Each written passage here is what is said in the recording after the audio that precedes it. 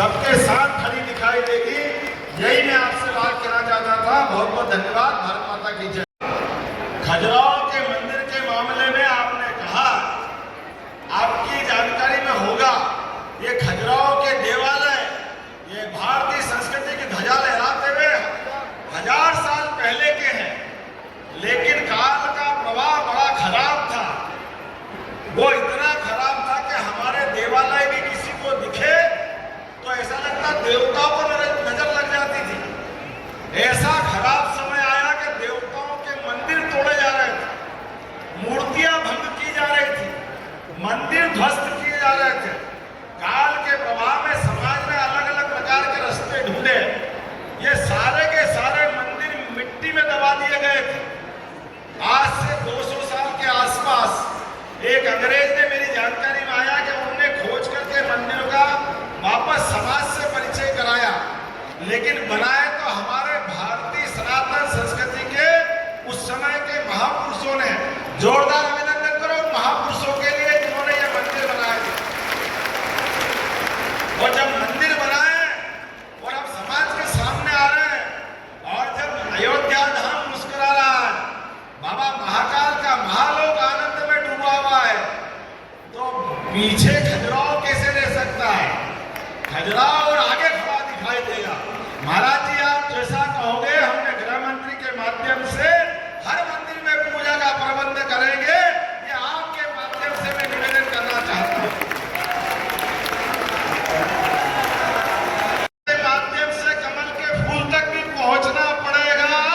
दुनिया की कोई ताकत किसी देवस्थान का विकास नहीं रोकेगी, ये मैं गारंटी दे सकता हूं। जोरदार अभिनंदन करो महाराज जी का, एक बार फिर अभिनंदन करो। हम और आप मिल करके केवल अपने और सारे विषय कभी और करेंगे। महाराज जी, मोदी जी के बारे में जो बात मैं कह रहा हूं, उसका कारण भी आप मेरे से अच्छा बताते हो, मेरे से अच्छा आप इस बात को रखते हो, लेकिन हम सब समझ सकते हैं भी समय कम है, लेकिन हमारे मन के भाव आप समझ सकते हो। यही सारे विषयों को लेकर के भारत दुनिया में सबके सामने एक आदर्श स्थिति बना रहा है। एक तरफ युद्ध में लगे हुए लोग, एक तरफ मारकाट में लगे हुए लोग, एक तरफ लूटने वाले लोग, और एक तरफ वसुदेव कुटुंबकम के आधार पर जियो और जीने दो के आधार पर दुनिया में शांति का पैगाम लेकर के सनातन संस्कृति की तरफ बढ़ने वाला देश और दुनिया का सबसे बड़ा लोकतंत्र का नेता अपनी राह आगे बना रहा है, और दुनिया के बड़े बड़े देश उसके पीछे हैं। उसकी ताकत ये आपकी संत सनातन शक्ति की ताकत है, जो आपने मार्ग बताए अनुसार उनसे काम करवाना जानती है। ये स्वामी विवेकानंद की उस भविष्यवाणी को सिद्ध करने का समय है। 21वीं शताब्दी दुनिया में भारत को सर्वोच्च स्थान पे पहुंचाने की शताब्दी है। तो मैं उम्मीद करता हूं आपके माध्यम से नरेंद्र मोदी जी निश्चित रूप से एक बार फिर हमारे देश का नेतृत्व करेंगे, और ये सभी अच्छे कामों की जो मालिका बनाई है वो मालिका बढ़ती जाएगी। आज के इस अवसर पर सभी बेटे बेटियों को मैं भी आशीर्वाद देता हूँ। बाबा जी के आशीर्वाद के बाद तो जरूरत पड़ती नहीं है, लेकिन जहाँ जरूरत पड़ेगी सरकारी व्यवस्थाओं की सरकार आपके साथ खड़ी दिखाई देगी। किसी को कोई कष्ट नहीं आने देंगे। थोड़े दिन पहले लेकिन एक ऐसा है महाराज जी, ये सनातन संस्कृति पे धर्म के मामले में मैं भी गोपाल हूँ, आप भी गोपाल है। जो गाय वाले वो सब गोपाल है, हम सब गोपाल कृष्ण को मानने वाले हैं। और धर्म अधर्म की बात चलती है तो सब गोपाल कृष्ण के पीछे खड़े होते हैं, जो धर्म मार्ग पे चलना जानते हैं। और हम तो यशस्वी प्रधानमंत्री नरेंद्र मोदी जी के नेतृत्व में धर्म के मार्ग पे चल रहे हैं। तो अयोध्या से लेके अरब तक धर्म ध्वजा लहरा रहे हैं। कहाँ अरब है, कहाँ अयोध्या है, हम भी नहीं भूल रहे, दुनिया भी नहीं भूल रही नरेंद्र मोदी जी को। इसलिए आने वाले समय में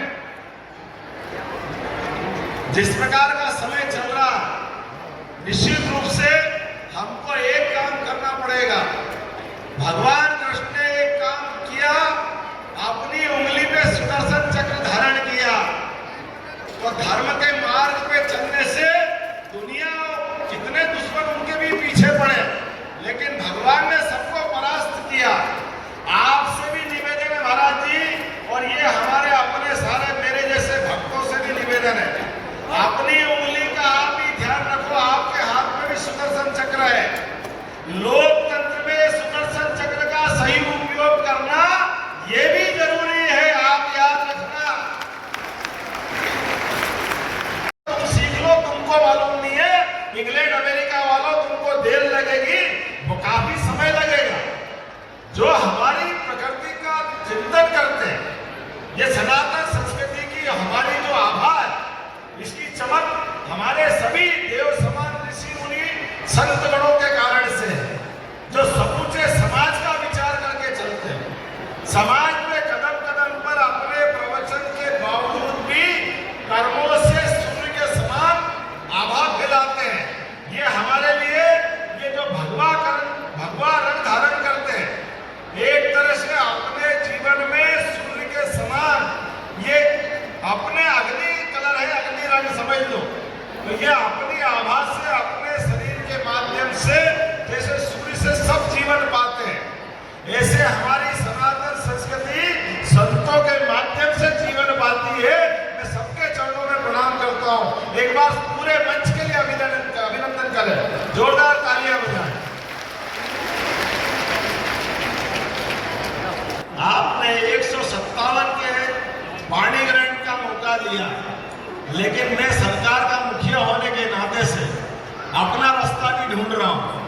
हमारे ऐसे भाई बहन जीवन में अभी और मौका आएगा, कई आवेदन आपके पास आए होंगे, किसी कारण से छूट गए, तो वो भी आना चाहिए कि नहीं आना चाहिए? बोलिए, बताइए, आना चाहिए? तो मैं थोड़ी आपकी मदद करूंगा। सरकार आपके भरोसे से बनी है, आपके आशीर्वाद से बनी है, तो आपने जो करना समाज की मदद से वो सब कर दिया, और सरकार की मदद से भी आप ये पुण्य कार्य जरूर कराइए। अक्षय तृतीया आएगी अगली बार, देव उत्थान एकादशी आएगी, ये बिना मुहूर्त की शादियां हैं।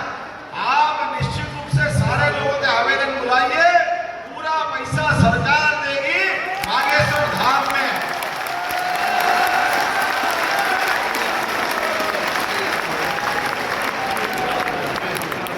दिल खोल के सभी बोला जाए, जय श्री राम। अरे हम जहां खड़े होके बात कर रहे हैं, ये बागेश्वर धाम और हमारे हनुमान जी, और हनुमान जी का तो इतिहास ही है। 17 लाख साल हो गए भगवान राम के साथ हनुमान जी वाले प्रसंग को जोड़ करके, लेकिन 17 साल पहले भी भगवान हनुमान जी ने राम जी और सीता माता को मिलाने का प्रयास प्रारंभ किया था। वो का वही आज भी जारी रहे, यही तो हम आपसे निवेदन कर रहे हैं कि घर घर से ढूंढ करके राम सीता लाइए, सबका पानी ग्रहण कराइए। ये इसी की कामना हम कर रहे हैं महाराज जी। जीवन में सबसे बड़ा दान अगर कोई है तो कन्यादान है, और कन्यादान में भी जाने अनजाने कोई सामाजिक कष्ट है, कोई परेशानी है, किसी के घर में माता नहीं है, किसी घर में पैसा नहीं है, कोई और कारण है, ये सारे कारणों का निवारण सदैव सदैव से संतों के नेतृत्व में सरकारें ढूंढती आई है। तो मैं अपनी सरकार को पीछे क्यों रखूंगा? निश्चित रूप से आपके पीछे पीछे ये आयोजन के लिए लगातार रहूंगा। महाराज जी, एक बार फिर मैं आपका अभिनंदन करता हूं, 2 कारण से। अभी आपने एक अच्छा प्रश्न उठाया सांसद विनी शर्मा जी के लिए, जोरदार तालियां बजाओ हमारे प्रदेश अध्यक्ष जी के लिए। मेरे साथ हमारे उत्तर प्रदेश के वरिष्ठ नेता पूर्व मंत्री माननीय महेंद्र सिंह जी भी पधारे, जोरदार अभिनंदन की। इधर भगवान देखो, दोनों मंत्र बोले बिना दोनों के दर्शन मानते नहीं है। तो शिवाय नमः, विष्णुवे नमः, शिवाय नमः, विष्णुवे नमः। बागेश्वर धाम आकर के विष्णुदत्त शर्मा जी को भूल जाओ, ये संभव ही नहीं। हमने खास करके से बहुत महाराज जी, गला काम नहीं कर रहा है, लेकिन आपको देख के इतना आनंद आ रहा कि मैं आपके चरणों में प्रणाम करता हूँ। परमात्मा की दया से ये जो मौका आपने दिया है, सच मानो मेरा जीवन धन्य हो गया। ये पूरा धाम जगमगा रहा है आपके आशीर्वाद के कारण से। जोरदार करता जरा अभिनंदन करो अपने महाराज जी का।